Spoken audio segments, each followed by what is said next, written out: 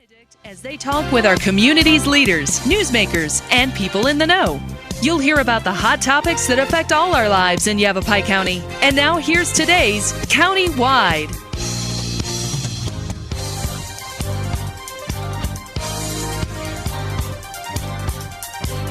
Welcome to County-Wide. I'm Paul David. Great to have you in studio with us today. September is National Preparedness Month. So Denny Folk with Yavapai County Emergency Management back with us. Welcome back. Thank you. Good to have you. Last time you were here, we were talking about preparedness as well, but it was prior to the wildfire season. Yes, sir. Yeah, and we're going to talk a little bit about that too, because Denny and I were talking that we feel like the message is getting across a bit. I believe so. Yeah. Yeah. There's, we see a lot of work being done on homes to building defensible space. A lot of folks building fire-wise communities. A lot of mitigations being done across the county. Yeah, I think we're seeing it more and more. I don't know how many years we've been doing. A defensible space seems like a relatively new term to me, but it's been around for quite a few years. But in terms of us broadcasting that defensible space, I want to say maybe over the last 10 years. But you are starting to see a change. Oh, we are. Things are coming along. They are coming along. You see a lot of cooperation between partners, Forest Service, BLM, Arizona State Forestry, local community groups, fire districts, all working together to try to get to a common defensive place. And, you know, thinning out them fuels. It's just a matter of chemistry. You remove the fuels and it reduces the likelihood of fire. Not that you won't have a fire, but it also makes the fire more manageable, something that you'll be able to fight and defend against. Maybe we should jump right into that. Maybe we should, because we were going to talk about Yarnell had a wildfire again this year. They did. That was knocking on their door. It caused evacuations in Yarnell, Peoples Valley.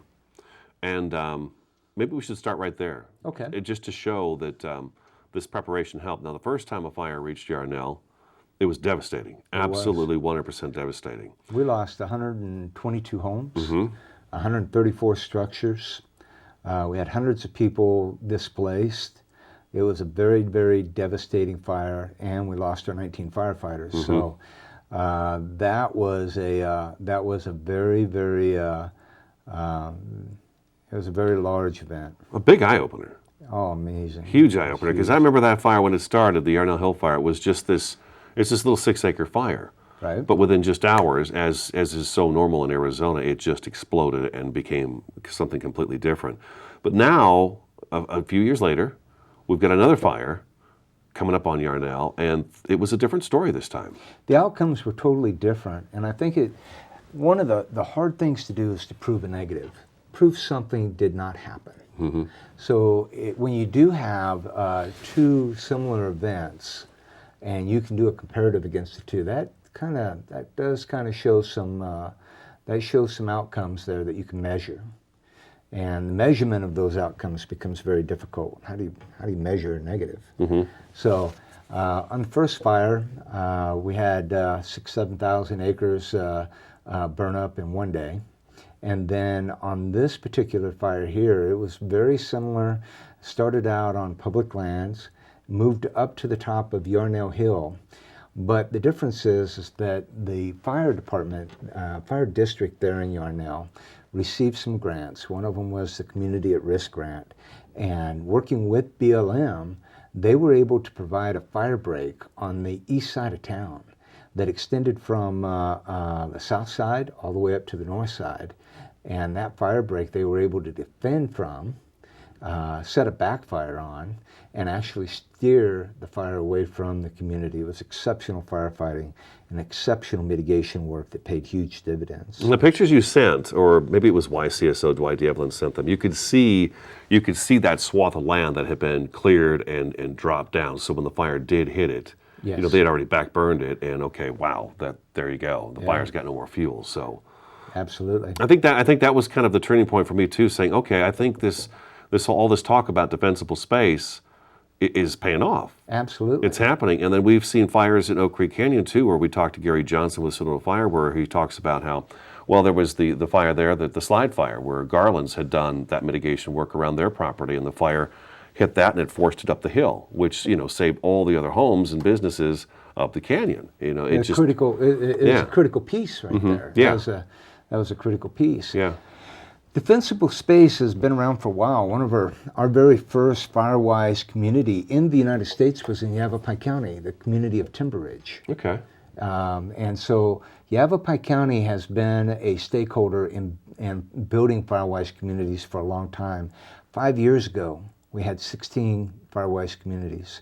Now we have 32 and several sitting on the doorstep right now to be added into the Firewise community. Oh, that's neat. Okay, so now can we get information on how to be a Firewise community right through probably the Yavapai County website? Right. Well, Yeah.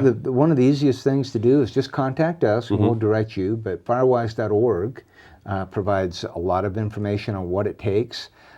Basically, you'll establish a committee, have Firewise meeting, and then begin mitigation work. And becoming a Firewise community opens you up to a whole bunch of different type of grant opportunities. It's actually a very it's a very valuable thing from the standpoint of you can reduce your risk. And I heard a guy here a couple weeks ago. It kind of made me feel kind of awkward. He said, "You know what? My house is heavily insured. Let it burn." And I thought about that. Wow. And I thought about that. And I said, well, how do you replace those memories? How do you replace the little booties that your child wore? How do you replace the pictures of your mom and dad who's now deceased? How do you replace these things?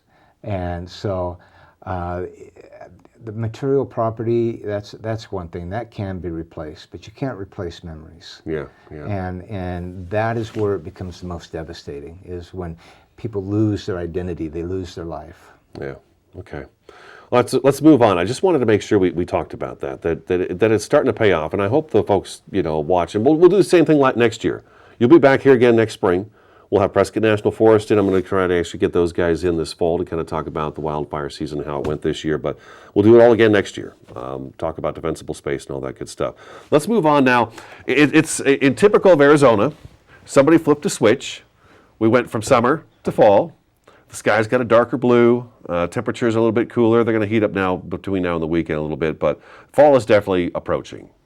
So we're going to talk about a little bit about winter preparedness. But a few of the things you've got up here too, and I thought one of the most important ones we should probably talk about is communication. We're very, we rely on our cell phone very much, but address that communication.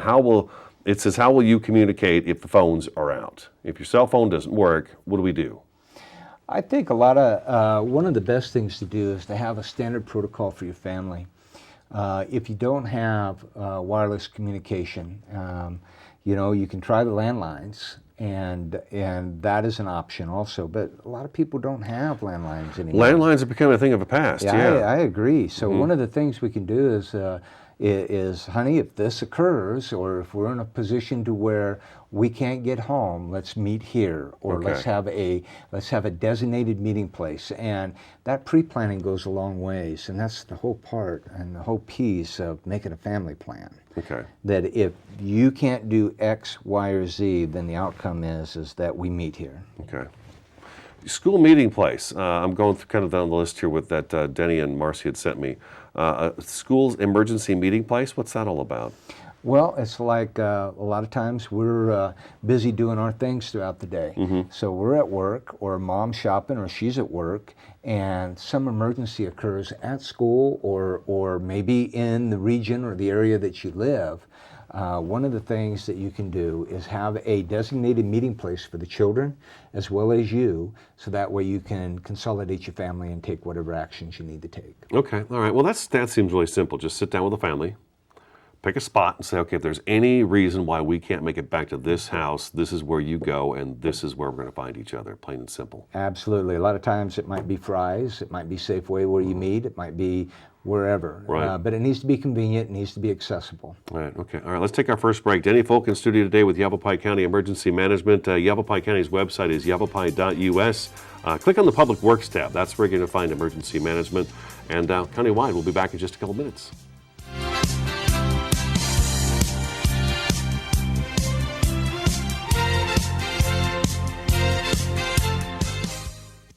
Take a look under your bed. Find stuff under there? What about jobs? No? Now try your closet. Still no jobs? Just more stuff? Well, you really have both. See, stuff is defined as household articles considered as a group. Sometimes this stuff is no longer needed. Wait, no longer needed? That can't be right. Because remember those jobs you were looking for? Those are really needed. And they're the stuff inside your stuff. Our job is to unlock those jobs. And it starts when you donate your stuff to your local Goodwill. Here's how we do it. When you donate to Goodwill, we sell your stuff to provide job training for people right here in your community. So just by teaming up with Goodwill, you help create jobs. And isn't that worth parting with the leftover keytar from your 80s cover band? Goodwill. Donate stuff, create jobs.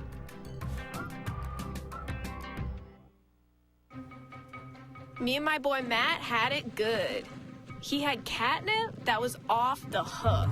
But one day, he brings a girl home, and she's allergic to cats. Every sneeze was a nail in my coffin. Now I'm in a shelter. It's decent, but they don't even have Wi-Fi.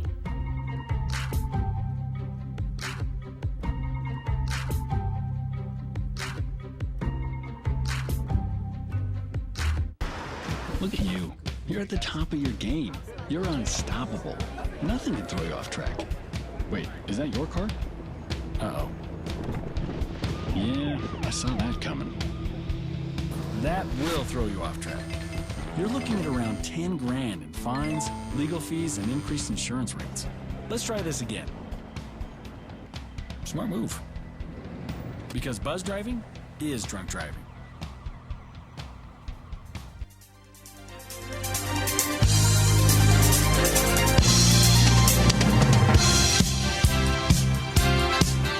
Welcome back to Countywide. Talking National Preparedness Month is September with Denny Folk with Yavapai County Emergency Management. Another place he said is a good place to go is facebook.com/YCOEM. We'll talk more about that. I'll make sure I mention that between the breaks and stuff. Okay, so winter is coming. It's coming. And off camera here, we were just talking about how in the Verde Valley, some folks may think, well, winter's no big deal for me. We don't get the snow. We don't have that. But if you're traveling out of the area, you got to go up, and you're going up in elevation, so you may run into snow. So I think it's just important for anybody in the Verde Valley, as Flagstaff, Prescott, the whole Yavapai County area, Coconino County area, we got to be prepared for the winter months. I mean, we've seen through the summer months now. I don't know, this last weekend, Labor Day weekend, there was a 40-mile backup on I-17 southbound. Right. Not because of crashes, just because of traffic volume. But the weekends prior to that, each Sunday we were seeing 7-mile backups, 8-mile backups because of crashes and people sitting on the interstate for hours upon hours. Right. So the car kit is more important than we think it is. Oh, in Arizona, it's an absolute. Right. I would think if you look in the back of my sweetie's car, you're going to see a box with a bunch of books she's yet to read. Mm-hmm. But along with that, she's got a case of water, she's got blankets, everything that she thinks that she's going to need, a flashlight. So a little preparedness kit is in the back of her vehicle, and she's ready to go. So that is, I think, a must in Arizona. Definitely. I mean, jumper cables. Blankets. Blankets. DPS has been maybe an extra coat. Extra coats, absolutely. Maybe a little bit of food.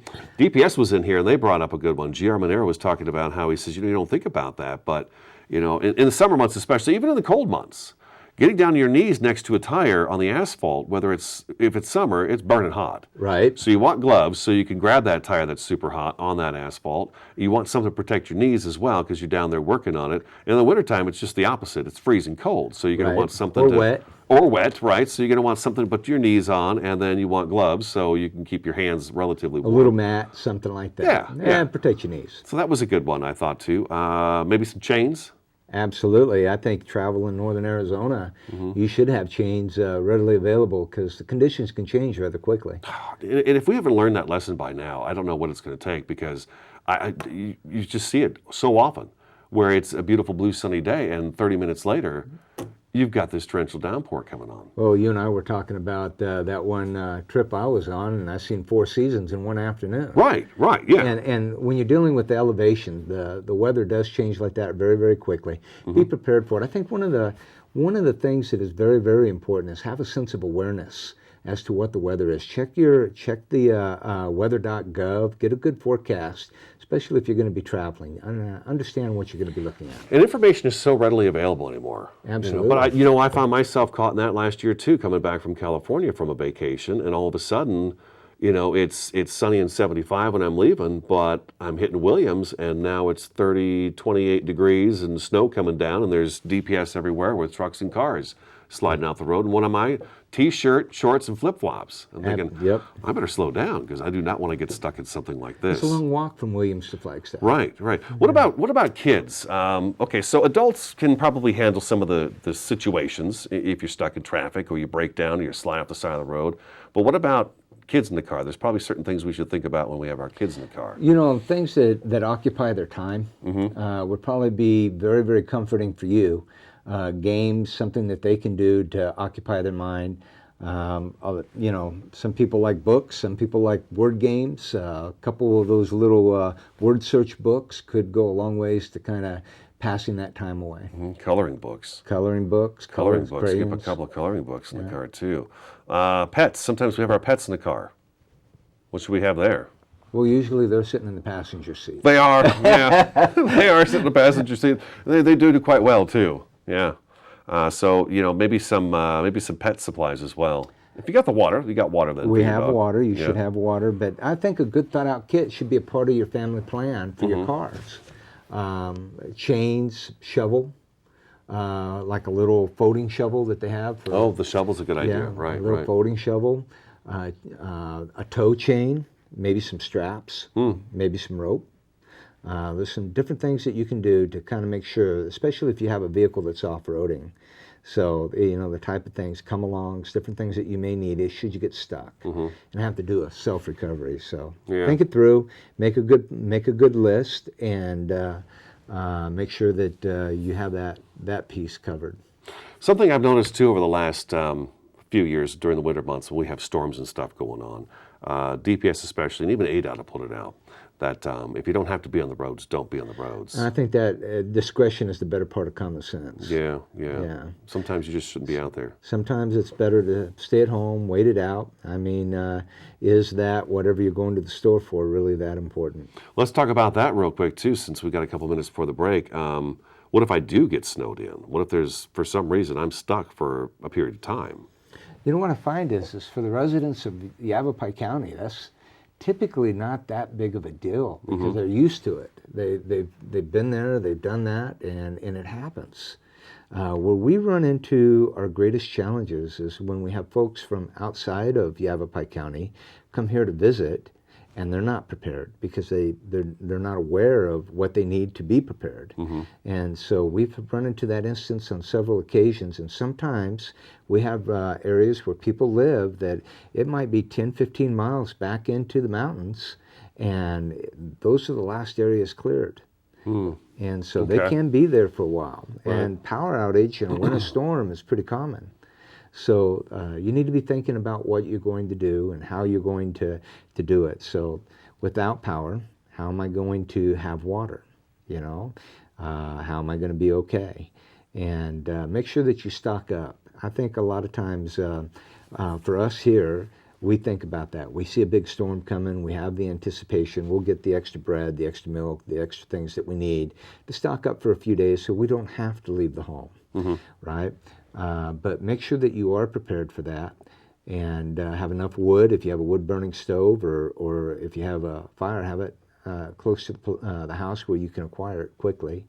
And I think that preparation, an ounce of preparation goes a long ways. Yeah, you feel better too about it when something does start to happen. So, okay, let's take another break. Denny Folk with Yavapai County Emergency Management in studio today. Again, the facebook.com/YCOEM, a good site for them, as well as yavapai.us. Stick around, countywide, back in just a couple minutes.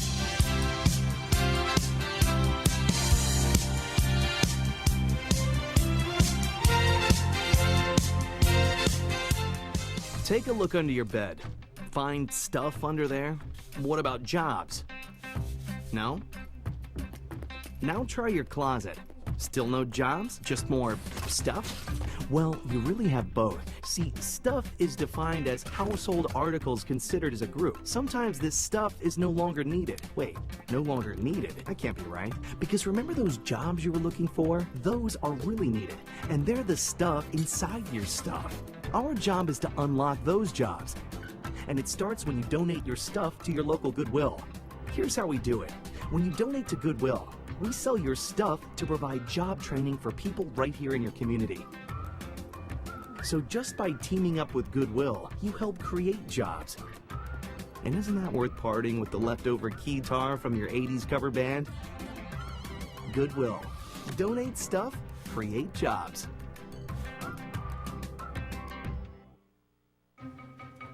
Me and my boy Matt had it good. He had catnip that was off the hook. But one day, he brings a girl home, and she's allergic to cats. Every sneeze was a nail in my coffin. Now I'm in a shelter. It's decent, but they don't even have Wi-Fi.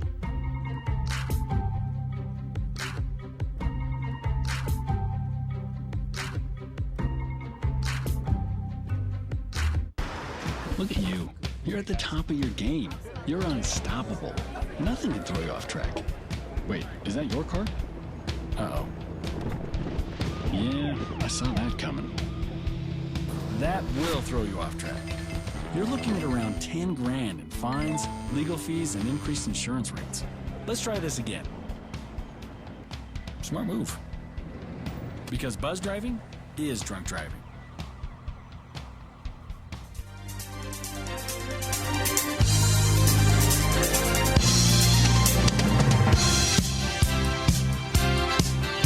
Welcome back to Countywide. Just a couple of minutes left in the program. Code Red is what we're going to talk about next. YCSO issued a Code Red yesterday to warn everybody about this IRS tax scam that we've been talking about over the last, I want to say, month and a half. Yeah, it's been, I think Dwight's press release used the word epidemic. That's a good word for it. We had somebody else fall for it recently. A 32-year-old woman paid out $4,000 in iTunes gift cards. So, but what I liked about Dwight's release too is that at the end it said, store owners, inform your employees and let them know that if someone's coming in to buy $4,000 in, prepaid cards or iTunes cards or gift cards or whatever, that should be kind of a warning to them to say, so what's all this for? And Absolutely. and see if they'll get an answer and say, well, that could be a scam. Right. Yeah. Code Red. First off, Code Red, I think that ties in very neatly, and we call it our emergency notification system. Code Red is the vendor we use, and as a county. But what I'd like to share with you is that this is the voluntary system. This system here, if you have a cell phone or if you want to be notified by text message or by email, you need to sign up for the program. And the way that you sign up for it is you can go to the emergency management webpage or to the Yavapai County webpage at yavapai.us or regionalinfo-alert.org and go there, and there is a tab there that says Emergency Notification System. Sheriff's Office also has a tab at the top of their page for emergency notification. Right. So if you go there, click on that. There's 3 or 4 different ways to get in there. Same location. And all you do is sign up, and it is on Yavapai County's main page. Yes, about sir. halfway down the left side it says ENS on it, Emergency Notification System. You click on that, it takes you to the Code Red page, and then there's just another click there where you could sign up and have that, so that when there's an emergency, we can find out. Absolutely. And Paul, the other thing is sometimes our information gets dated. We change phones. We change email addresses. Oh, that's a good point to make. Go and update your information, because we want to make sure that if something happens in Yavapai County, you get the information. And all of that is a part of preparedness. And we certainly want to make sure that we're reaching as many people as we can. That information stays within Code Red. It's not used for anything else. And it's very, very important that we have a mechanism to be able to notify folks when things go on here. All right, we're out of time. Denny, good to see you. Thank you. Thanks for coming in. Hopefully, we'll get that preparedness message out there more and more. Again, yavapai.us is the county website. That ENS part is just right there on the left-hand side of the page. I'm Paul David. That's been today's Countywide. Thanks for watching, listening, and we'll talk to you again next time.